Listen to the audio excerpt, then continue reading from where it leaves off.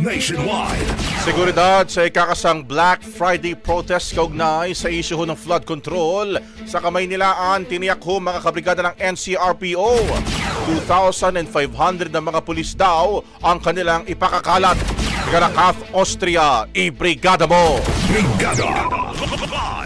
Naka-heightened alert status ang National Capital Region Police Office. Ayon kay NCRPO spokesperson Police Major Hazel Asilo, naghahanda na sila sa inaasahang serye ng kilos protesta o Black Friday protest sa September 13 sa iba't ibang lugar sa Kamaynilaan, kabilang ang Mendiola, DPWH, Senado at Batasan. Aabot sa 2,550 na mga pulis ang ide-deploy para tiyakin ang kaayusan at kaligtasan ng publiko. The deployment for a potential series of protest rallies on September 13 or isa pa pong Black Friday protest. Narito po ang deployment ng NCRPO. Muli po meron tayong 1,250 na i-deploy. Sila po ay nandun na sa mga areas na nakatalaga dyan, sa Mendiola, sa DPWH, sa Senate, sa Batasan. Ganun din po, meron tayong 500 na RMFB personnel na i-deploy po natin kung sakasakali po na kulangin itong ating nasa mga distrito.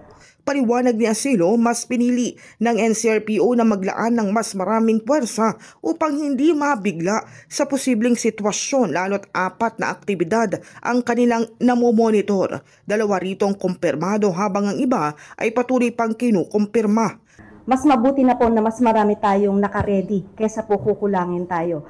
Meron na po kasi tayong mga na-monitor na meron tayong 4 na activities by Friday. So ito po yung ating pinaghahandaan. Although hindi pa po natin sure yung specific na mga locations, meron po tayong 2 na-confirm.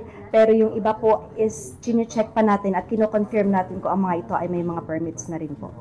Nilinaw din ng opisyal na bagamat binibigyan ng pagkakataon ang mga rallyista na ipahayag ang kanilang hinaing, may limitasyon anya ito kung magdudulot ng abala sa trapiko o perwisyo sa publiko. Halimbawa po na hindi sila madala sa pakiusap, binigyan po sila ng at least 1 hour para i-dissolve yung kanilang grupo. Ngayon po kung hindi po sila makikinig doon sa pakiusap ng ating mga personnel, yung ating mga CDM na nandun, is maaari po silang ibuwagin agad-agad. Pagka nakaka-disturb na po sila sa traffic at saka nakakagulo na po sila doon sa ating mga publiko, is agad-agad po silang dinidisperse.